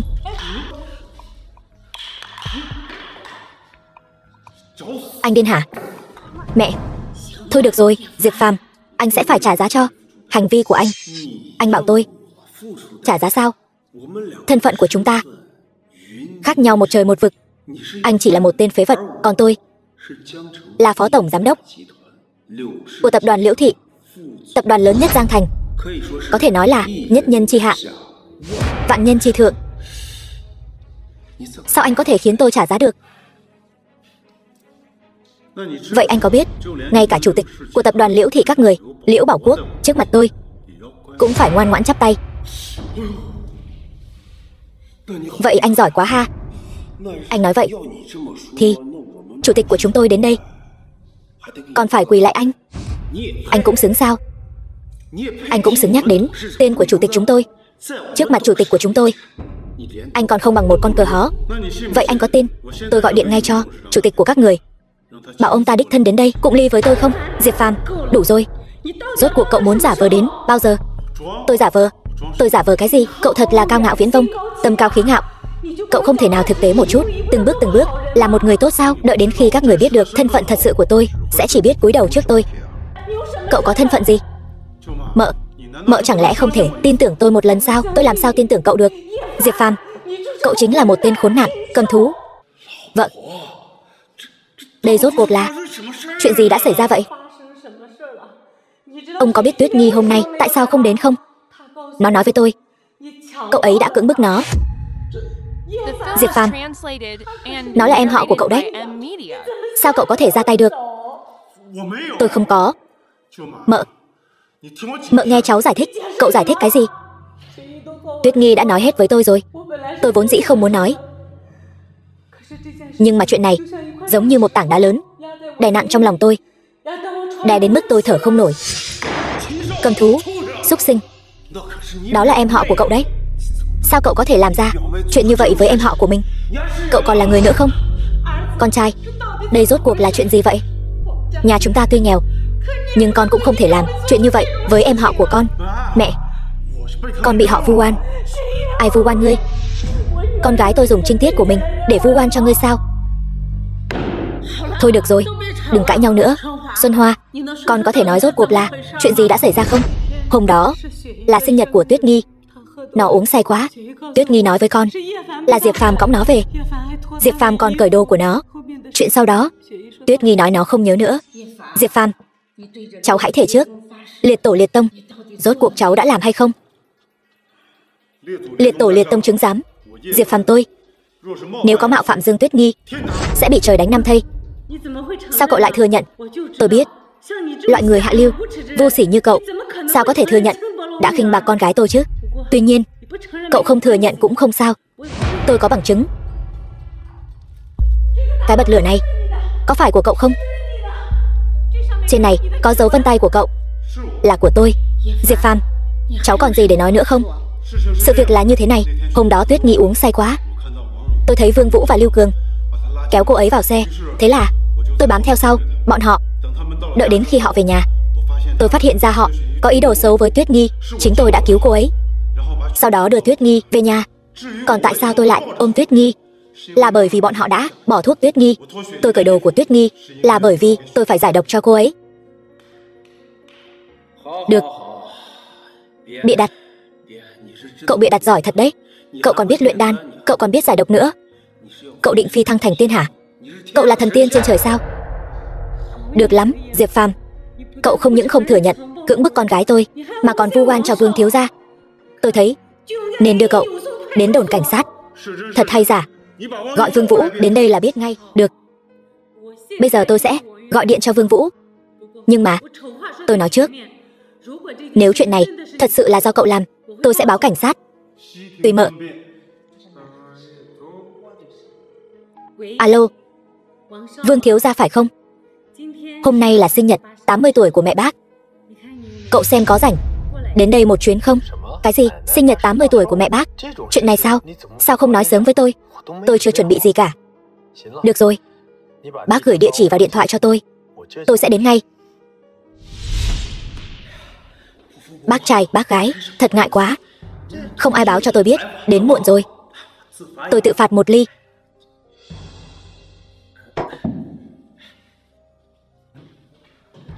Bà ơi, bà đừng giận mà. Không phải không ai báo cho tôi nên mới đến muộn. Đúng rồi, tôi có chuẩn bị quà sinh nhật cho bà. Cái hộp này chắc chắn thật. Đây chính là vòng ngọc bích. Thật. Bà ơi, chúc bà sống lâu trăm tuổi, phúc như Đông Hải, con cháu đầy đàn. Thôi được rồi, có lòng là được rồi. Vương thiếu gia này, hôm đó chị đã gặp ở nhà em phải không? Phải. Đây là chuyện gì vậy? Vương Vũ, tôi hỏi cậu. Cậu thành thật trả lời. Nếu cậu nói dối, dù chỉ nửa lời, tôi sẽ cho cậu biết tay. Hỏi tôi. Hỏi tôi cái gì? Cậu thật là kỳ quặc. Sau bữa tiệc hôm đó, cậu đã làm gì cô ấy? Tôi đã làm gì? Tôi có làm gì đâu. Cậu thật là kỳ quặc. Tốt nhất cậu nên cân nhắc rõ ràng rồi nói. Diệp Phàm, ngươi còn muốn dùng nhục hình bức cung sao? Ngươi cưỡng bức Tuyết Nghi, bây giờ muốn vu oan giá họa cho Vương thiếu sao? Cái gì? Ngươi nói ai cưỡng bức Tuyết Nghi? Chính là hắn, chính là tên cầm thú này. Ngươi cái đồ xúc sinh không bằng này, ngươi vậy mà dám cưỡng bức Tuyết Nghi. Hôm nay ta phải thay Tuyết Nghi dạy dỗ tên khốn kiếp nhà ngươi một trận. Buông ra, buông cái con khỉ. Ta nói cho ngươi biết, ngươi tự mình làm chuyện gì, tự mình trong lòng rõ ràng. Còn nữa, ngươi là cái thứ gì mà cũng xứng ra tay với ta? Ta nói cho ngươi biết, tất cả những chuyện này đều là do tên cầm thú này làm ra. Diệp Phàm, ngươi đừng đổ oan cho Vương thiếu nữa. Ta sẽ báo cảnh sát ngay bây giờ. Đừng, ngươi đừng báo cảnh sát. Nếu ngươi báo cảnh sát, Diệp Phàm, cả đời này sẽ bị hủy hoại mất. Chúng ta đều là người một nhà. Van cầu ngươi, hãy cho nó một cơ hội sửa sai đi. Van cầu ngươi đó. Người một nhà. Lúc con trai ngươi cưỡng bức con gái ta, có nghĩ đến chúng ta là người một nhà không? Có lẽ nó nhất thời hồ đồ, làm sai chuyện. Ngươi hãy cho nó một cơ hội, được không? Con trai, con mau đi đi. Đi càng xa càng tốt. Kiki, mẹ sẽ thay con chăm sóc nó. Mẹ, không cần cầu xin bọn họ, không sao đâu. Diệp Phàm, ta vẫn luôn nghĩ ngươi là đứa trẻ ngoan. Ta không biết người mất tích 6 năm nay rốt cuộc đã trải qua những gì. Tại sao lại biến thành người như vậy? Ta không dám tin. Người làm tổn thương Tuyết Nghi sâu sắc nhất lại chính là người thân thiết nhất của nó. Trong lòng ta, Tuyết Nghi từ nhỏ đã là em gái ta. Ta không nỡ lòng nào làm nó tổn thương. Ta càng không cho phép bất cứ ai làm tổn thương nó. Nếu ta thật sự đã làm chuyện đó với Tuyết Nghi, không cần ngươi báo cảnh sát, ta sẽ tự kết liễu bản thân. Tự kết liễu bản thân là đủ rồi sao? Kẻ như ngươi nên xuống 18 tầng địa ngục. Đúng, xuống 18 tầng địa ngục. Diệp Phàm, sao ngươi có thể làm ra chuyện trái đạo lý, đại nghịch bất đạo như vậy? Chẳng lẽ các người đều không tin ta sao?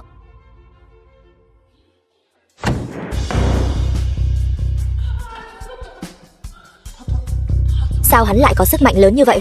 Diệp Phàm, ta sẽ không tha thứ cho ngươi.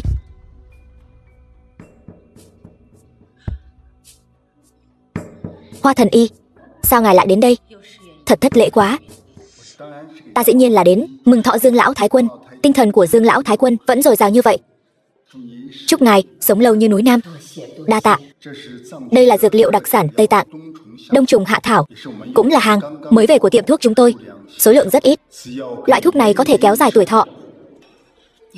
Ngài quá khách sáo rồi. Cảm ơn.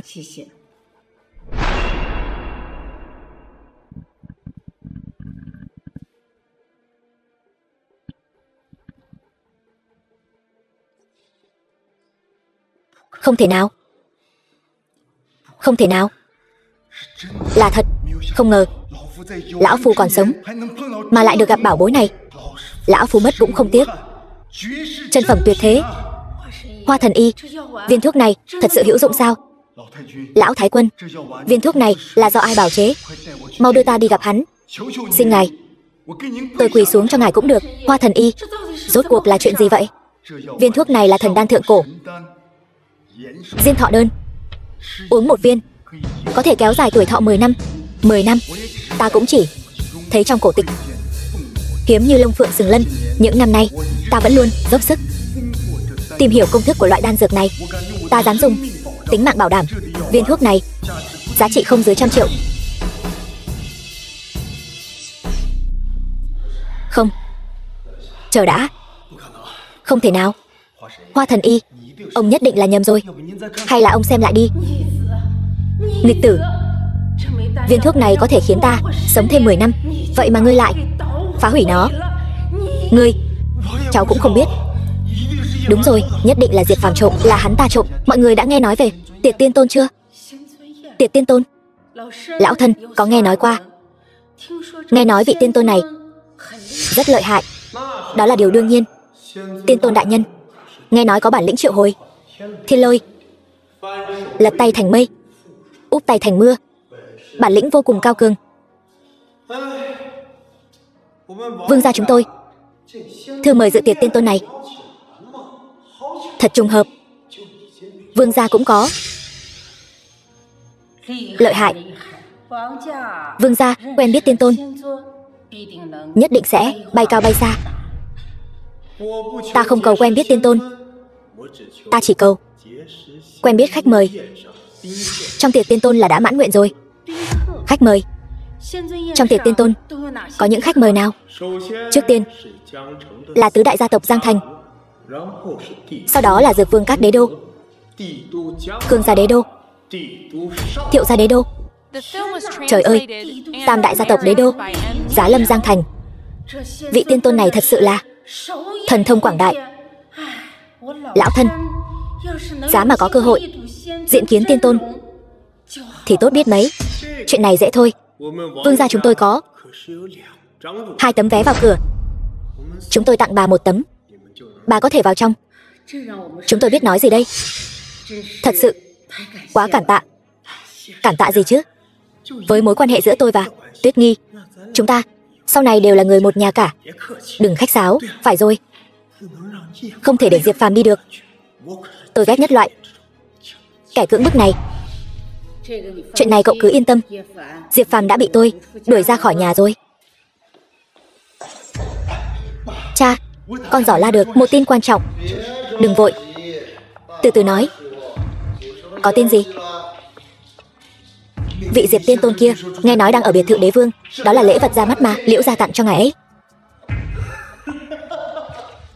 Con mau chóng mang lễ vật đã chuẩn bị đến biệt thự đế vương bái kiến Diệp tiên tôn. Được, cha, con đi ngay bây giờ.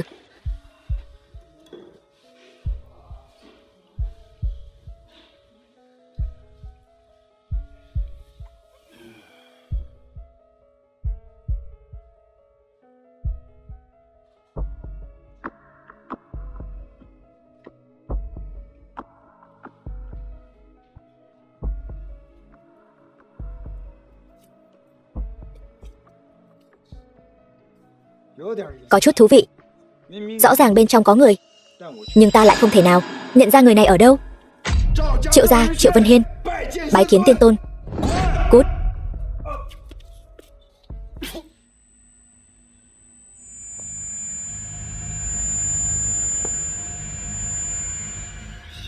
Tiên tôn quả nhiên lợi hại.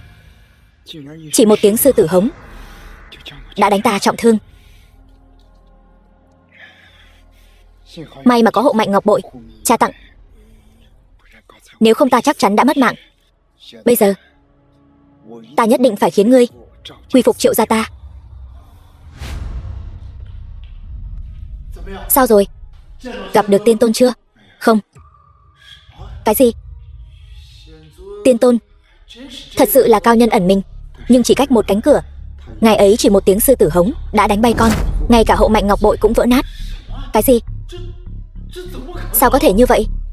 Con đến biệt thự đế vương, đứng ở cửa cầu kiến, ngày ấy chỉ quát một tiếng cút, liền đánh bay con. Một chữ đã đánh bay con. Âm thanh đó giống như sấm sét bên tai vậy. Sấm sét vang dội, căn bản không có chút sức chống cự nào.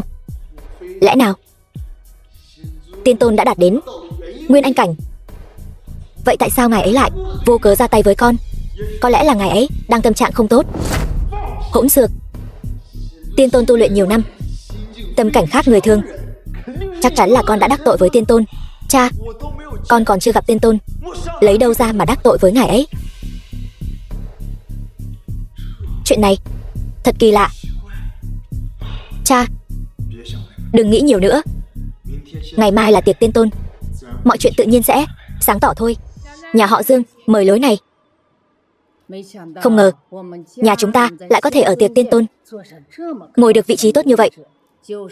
Ngay cả tứ đại gia tộc Giang Thành cũng chưa chắc làm được. Mẹ, chẳng phải là nhờ Tuyết Nghi của chúng ta sao? Nếu không có con bé, chúng ta còn chẳng vào được đây. Tuyết Nghi, cháu nhất định phải giữ gìn mối quan hệ tốt với Vương thiếu gia. Vương thiếu gia là người đàn ông đáng để phó thác cả đời. Cháu đừng phụ lòng người ta. Bà nội, tôi không có tâm trạng. Chẳng lẽ con vẫn chưa quên được tên khốn Diệp Phàm đó sao? Tên khốn đó đã làm chuyện tày trời như vậy, tôi hận không thể lột ra rút gân hắn. Mẹ đừng nói nữa. Bây giờ lòng con rối bời. Tuyết Nghi, lát nữa sẽ được gặp tiên tôn, đừng ủ rũ nữa. Mọi người cố gắng thể hiện tốt vào. Biết đâu tiên tôn phất tay một cái, nhà họ Dương chúng ta sẽ bay lên như diều gặp gió. Tôi không tin con trai tôi lại làm ra chuyện như vậy. Không tin. Chẳng lẽ lại là Tuyết Nghi nhà ta vu oan giá họa cho nó? Lòng người khó đoán. Có những người bề ngoài thì đàng hoàng, nhưng thực chất là cầm thú. Theo tôi, hôm đó nên đưa nó đến công an, không nên thả nó đi. Dù sao cũng là chuyện nhà, không nên làm ầm ĩ. Chẳng lẽ hôm đó ở tiệc mừng thọ chưa đủ mất mặt sao? Mọi người ngồi bàn này. Sao? Đây là bàn số 1 mà. Bàn số 1 gì? Xem ra mọi người đã được tiên tôn đại nhân để mắt tới, sắp sửa bay lên cành cao rồi. Chúc mừng, mong được như lời cậu nói. Đúng rồi, tên Diệp Phàm đó cuối cùng xử lý thế nào rồi? Dù sao đây cũng là chuyện nhà chúng tôi, không thể làm ầm ĩ lên được. Dù sao Tuyết Nghi nhà chúng tôi vẫn chưa xuất giá. Tuyết Nghi, nếu em bằng lòng, anh có thể cưới em bất cứ lúc nào. Bây giờ tôi không có tâm trạng nói chuyện này. Tuyết Nghi, cả đời này kiếp này chỉ yêu mình em thôi. Hãy gả cho anh. Xin lỗi, bây giờ tôi chưa thể đồng ý với anh. Vương thiếu gia chỗ nào không xứng với con. Mẹ đừng nói nữa. Bây giờ lòng tôi rối bời. Tất cả là tại tên khốn Diệp Phàm. Nếu để tôi tóm được hắn, tôi nhất định đánh gãy chân của hắn. Ngươi muốn đánh gãy chân ai? Diệp Phàm, ngươi còn dám đến đây? Tại sao ta không dám đến? Tốt, rất tốt. Vậy thì hôm nay ta sẽ báo thù cho Tuyết Nghi. Ta đã nói rồi, chuyện đó không phải ta làm. Bớt nói nhảm, tiếp chiêu. Vương thiếu gia.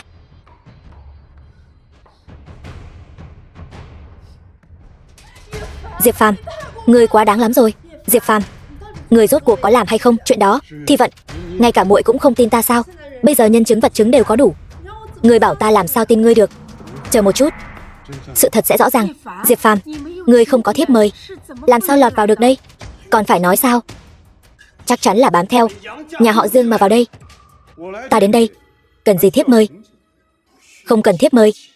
Ngươi tưởng ngươi là tiên tôn đại nhân sao?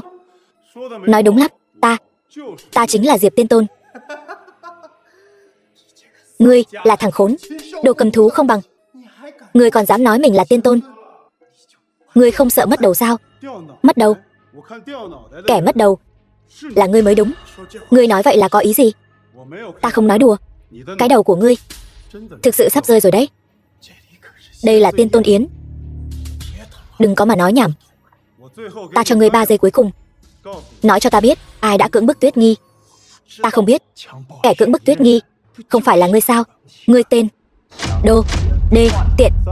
3, 2, 1. Đây là tiên tôn yến. Ngươi dám?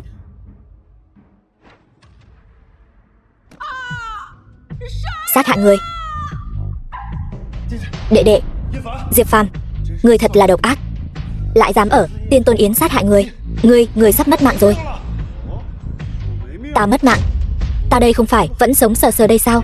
Diệp Phàm, ngươi đừng tưởng ngươi biết chút võ công là có thể ở đây tàn sát bừa bãi. Ngươi dám ở tiên tôn yến đại khai sát giới, tiên tôn nhất định sẽ báo thù cho đệ đệ của ta. Diệp Phàm, ngươi còn đứng ngây ra đó làm gì? Mau chạy đi. Thi Vận, cảm ơn muội đã quan tâm. Ta thật sự không cần chạy. Không chỉ không cần chạy, ta còn phải tự chứng minh trong sạch. Liễu gia chủ, Diệp Phàm ở tiên tôn yến tàn sát bừa bãi, hại đệ đệ của ta. Kính xin Liễu gia chủ đòi lại công đạo cho ta. Nếu đệ đệ của ngươi thật sự vô tội, ta nhất định sẽ đòi lại công đạo. Nhưng nếu hắn tội đáng ngủm thì sao? Liễu gia chủ, ngươi có ý gì? Vương thiếu, ta đã chuẩn bị xong. Thân hình người đàn bà này quả là không tồi. Ta thích. Ai đó? Đừng, có gì từ từ nói. Thả ta ra. Ngươi, tên tiểu nhân ti tiện vô sỉ này.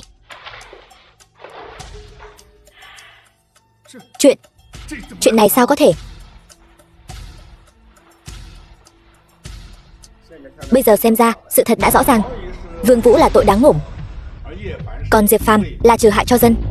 Tiên tôn chúng ta tuyệt đối sẽ không bỏ qua bất kỳ một kẻ xấu nào, cũng sẽ không oan uổng bất kỳ người tốt nào. Xin lỗi anh họ, là em hiểu lầm rồi. Xin huynh hãy tha thứ cho em. Ngươi đứng dậy đi. Không biết thì không có tội. Vậy huynh thật sự có thể tha thứ cho em sao? Ta tha thứ cho ngươi. Tất cả chỉ là hiểu lầm. Diệp Phàm, tôi không nên sống. Mợ đừng nói gì nữa. Tôi sẽ không trách họ. Có vài chuyện nói rõ ràng là được rồi. Tôi đã nói rồi mà. Diệp tiên sinh làm sao có thể làm ra chuyện như vậy? Đáng thương thay, có người có mắt không thấy Thái Sơn. Oan uổng cho Diệp tiên sinh. Liễu tiểu thư, cô có ý gì? Ý tôi là gì hả? Tôi không có ý gì khác. Tôi chỉ là cảm thấy Lâm tiểu thư và Diệp tiên sinh hoàn toàn không xứng đôi. Xứng hay không đâu đến lượt cô nói. Tôi không chỉ anh ấy. Không, Lâm tiểu thư, e là cô hiểu lầm rồi. Ý tôi vừa rồi là chính cô hoàn toàn không xứng với Diệp tiên sinh.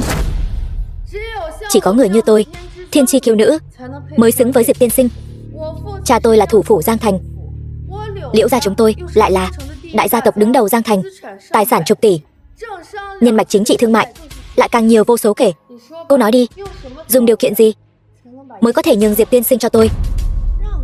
Nhường cho cô muốn có được Diệp Phàm đến vậy sao? Chỉ cần có được Diệp Phàm, tôi có thể bất chấp tất cả. Liễu tiểu thư, tình cảm không phải dùng tiền bạc để đo lường. Diệp Phàm chọn tôi cũng không có lý do từ bỏ anh ấy. Hơn nữa, chúng tôi là yêu nhau thật lòng. Tốt lắm. Diệp tiên sinh, anh thật sự tìm được một người vợ tốt. Cứ coi như lời tôi vừa nói chưa từng nói. Chúc mừng Diệp tiên sinh, hiểu lầm được hóa giải, ai nấy đều vui mừng. Liễu lão, hai người quen nhau còn hơn cả quen biết. Diệp Phàm đã cứu mạng tôi. Cậu ấy đã chữa khỏi bệnh nan y của tôi. Diệp Phàm, thì ra cậu thật sự biết y thuật. Chứ cô nghĩ đan dược tôi đưa cho bà nội từ đâu mà có? Trời đất. Để tôi giới thiệu một chút. Vị Diệp Phàm này là cháu ngoại tôi. Xem ra Dương gia là hậu kế hữu nhân rồi. Liễu lão quá khen rồi. Đúng rồi Liễu lão, xin hỏi Diệp tiên tôn khi nào đến? Tiên tôn đã đến rồi. Tiên tôn đã ở trong yến tiệc này rồi. Đúng, xa tận chân trời, gần ngay trước mắt. Tiên tôn có thể ở trong yến tiệc này mà không bị phát hiện. Xem ra trong yến tiệc này Không có người nào từng gặp hắn. Nghĩ lại, thật là chân nhân bất lộ tướng. Lại có bao nhiêu người cả đời này có thể diện kiến tiên tôn cơ chứ? Lão thân hôm nay thật may mắn. Nghe nói tiên tôn không chỉ là võ đạo tông sư, còn là cái thế thần y, đồng thời kiêm bị nhiều loại pháp lực, có thể hô phong hoán vũ, triệu hoán thiên lôi, khuất phục 3 đại gia tộc mạnh nhất Long Quốc. Hơn nữa, tuổi của hắn hình như còn chưa tới 30 tuổi. Khuôn mặt quen thuộc khá nhiều. Xem ra nhân vật có máu mặt ở Giang Thành đều đã đến cả rồi. Triệu công tử, lão thái quân, đây chẳng phải là Diệp Phàm sao? Sao? Cái tiên tôn yến này, phế vật như ngươi cũng có tư cách tham gia sao? Loại rác rưởi như ngươi cũng có thể tham gia. Ta tại sao không thể tham gia? Ngươi, hôm nay là tiên tôn yến, ta không động dùng vũ lực, nhưng ngươi cứ chờ đấy. Đế đô Dược Vương Lục Vô Nhai đến. Đế đô Khương gia Khương Hoành Độ đến. Đế đô Thiệu gia Thiệu Di Thi đến.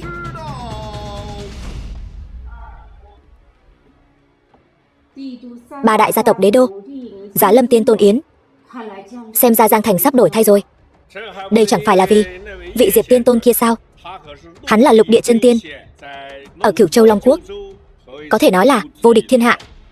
Nhân vật như thế này, Triệu gia ta nếu có thể kết giao, nhất định như cá gặp nước. Tiên tôn địa vị tôn sùng, nhân cách cao thượng, sao có thể để mắt loại tiểu nhân như ngươi? Ngươi nói vậy chẳng khác nào ngươi quen biết tiên tôn. Nói đúng lắm, ta chính là quen biết tiên tôn, bởi vì ta chính là tiên tôn. Đây là chuyện cười lớn nhất ta từng nghe trong năm nay. Phế vật như ngươi cũng dám mạo nhận là tiên tôn. Diệp Phàm, ngươi đừng có ăn nói bậy bạ. Chẳng lẽ ngươi không cần mạng nữa sao? Ngươi chắc là uống nhầm thuốc rồi, cẩn thận mất mạng đấy. Kẻ mất mạng là ngươi mới đúng. Ta mất mạng. Ta thân là con trai của Triệu gia, một trong tứ đại gia tộc Giang Thành, không nói là quyền thế ngập trời, ít nhất cũng là phú giáp thiên hạ. Ở Giang Thành này, ai dám động đến một sợi tóc của ta? Triệu Vân Hiên, Triệu gia các ngươi cướp vợ ta, hạ độc con gái ta, đánh gãy 2 chân cha ta, âm mưu hãm hại ta, định dìm ta xuống sông. Món nợ này ta vẫn chưa tính với ngươi. Đồ phế vật như ngươi, lấy mạng thì đã lấy mạng rồi, cũng như dẫm một con kiến vậy thôi. Ngươi còn có thể làm gì ta? Hay cho câu dầu nước đố đổ vách, hay cho từ bá đạo. Ta thích nhất là đạp những kẻ phế vật như các ngươi dưới chân.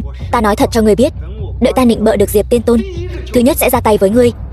Đừng tưởng núp sau lưng Liễu gia là ta không dám động đến ngươi. E rằng ngươi không thấy được ngày đó đâu. Ngươi có ý gì? Ta cho ngươi 3 giây, quỳ xuống cầu xin ta tha thứ cho ngươi, cũng cho Triệu gia của ngươi, tìm một con đường sống.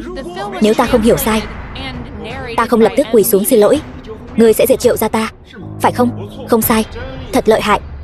Chưa nói đến Triệu gia ta, lát nữa sẽ trực tiếp đối mặt với vị Diệp tiên tôn, một bước lên trời. Chỉ riêng cơ nghiệp của Triệu gia ta đứng vững ở Giang Thành 50 năm không ngã. Ngươi lấy gì mà diệt Triệu gia ta? Nhờ cái miệng thối của ngươi sao? Đồ không biết sinh tử. Ta nói lại lần cuối, ta cho ngươi 3 giây, quỳ xuống cho ta. Điên rồi, ta thấy ngươi hoàn toàn điên rồi.